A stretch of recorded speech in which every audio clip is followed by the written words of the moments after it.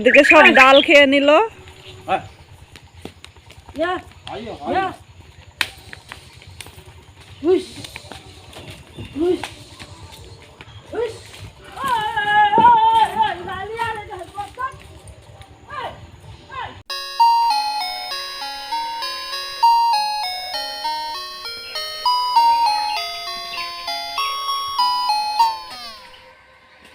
বন্ধুরা এখানে একটা ফুলকপি নিয়ে, আর ফুলকপি অনেক রকমের রান্না কিন্তু তোমরা খেয়েছো। আজকে আমি একটা নতুন রান্না তোমাদের সাথে শেয়ার করব।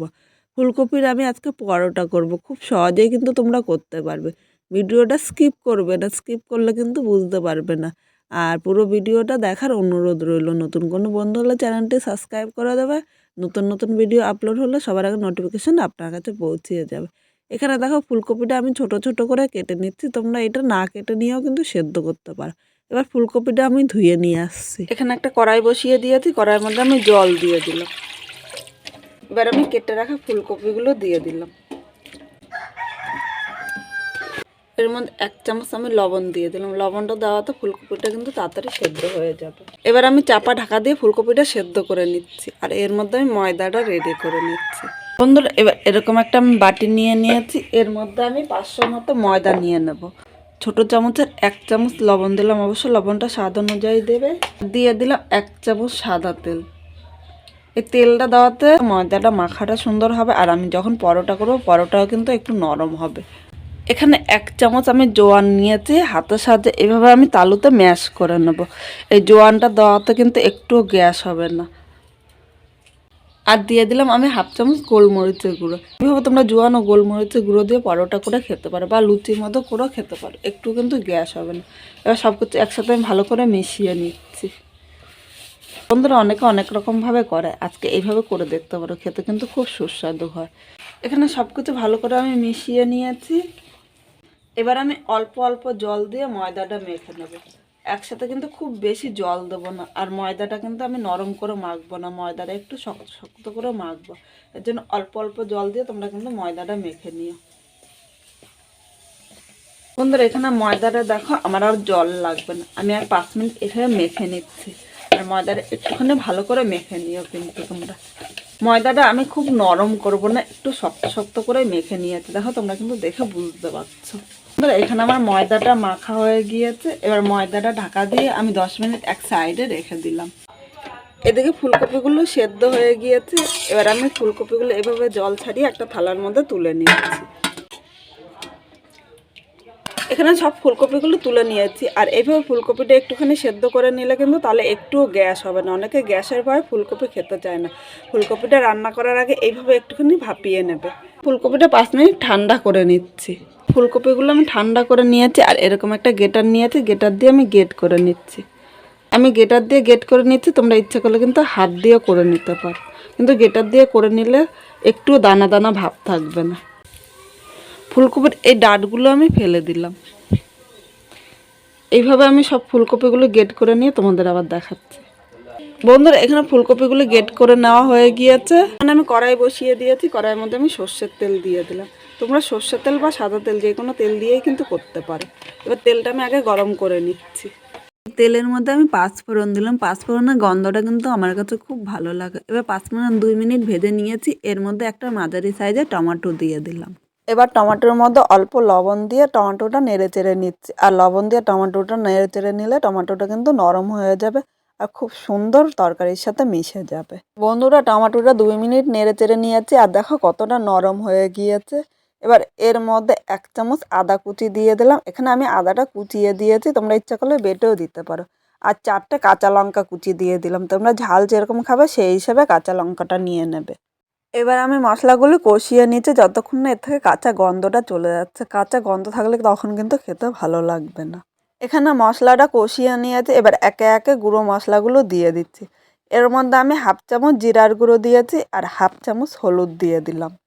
স্বাদ অনুযায়ী লবণ দিলাম।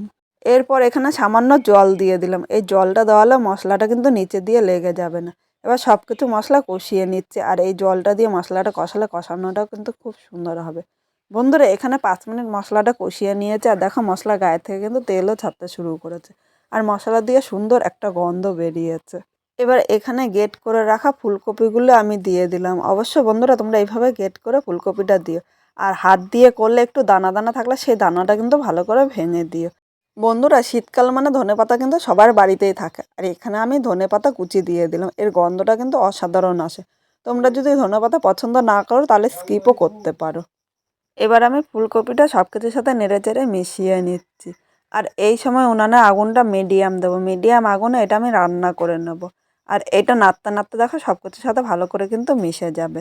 বন্ধুরা এইভাবে 2 মিনিট নেড়ে চেড়ে আমি মিশিয়ে নিয়েছি। এবার এর মধ্যে আমি 1 চামচ চিনি দিলাম।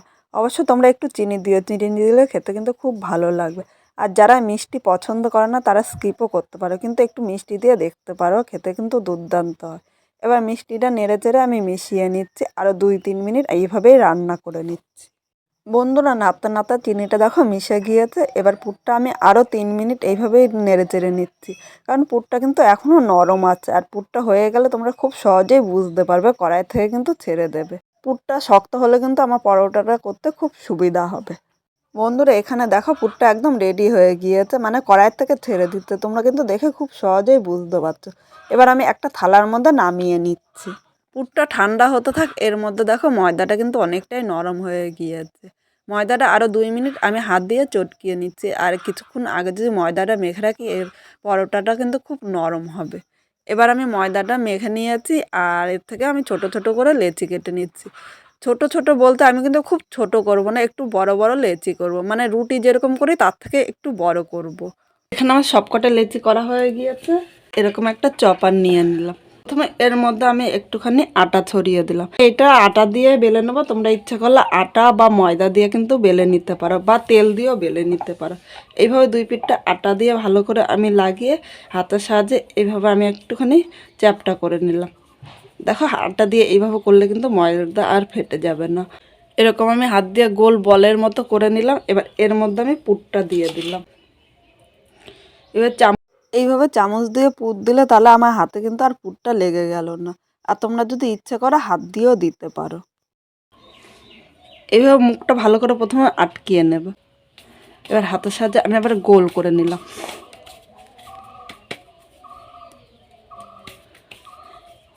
প্রথমে সব লেচিগুলো এভাবে আমি তৈরি করে নিচ্ছি। এভাবে কিন্তু খুব সহজেই তোমরা করতে পারবে, আর একটাও কিন্তু পুর থেকে বাইরে বেরিয়ে যাবে না। এভাবে হাতের সাথে দেখো আর একটা আমি তোমাদের করে দেখাচ্ছি। এরকম গোল নৌকার মতো করে নিলাম, এর মধ্যে আমি পুরটা নিয়ে নিলাম। এবার দেখো এইভাবে মুখটা আটকিয়ে দিলাম। বন্ধুরা পুরটা দিয়ে এইভাবে মুখটা কিন্তু ভালো করে আটকিয়ে নেবে, নাহলে কিন্তু বাইরে বেরিয়ে দেবে, আর বাইরে বেরিয়ে গেলে পরোটা কিন্তু দেখতে ভালো লাগবে না। দেখো খুব সুন্দরভাবে কিন্তু হয়ে গিয়েছে। সব কটা করে তোমাদের আবার দেখাচ্ছি। সব পুরগুলো রেডি হয়ে গিয়েছে। এবার পুরগুলো আমি এক সাইডে রেখে দিলাম। এখানে আমি একটা পুর রেখে দিলাম। আবার এর মধ্যে আমি ময়দা ছড়িয়ে নিলাম। এভাবে আমি হাত দিয়ে প্রথমে পেস্ট করে নিচ্ছি। দেখো হাত দিয়ে করে নিলে কিন্তু একটুও ফেটে যাবে না, আর খুব সহজেই কিন্তু হাত দিয়ে বেলা হয়ে যাচ্ছে। 2 পাশটা আমি এইভাবে হাত দিয়ে করে নিচ্ছি। এবার আমি বেলনি দিয়ে হালকা হাতে এইভাবে বেলে নিচ্ছি। খুব জোরে কিন্তু বেলবো না, তাহলে পুরটা বেরিয়ে যাবে। এখানে দেখো আমি এইভাবে মোটা করে বেললাম, তোমরা ইচ্ছে করো পাতলা করেও বেলে দিতে পারো।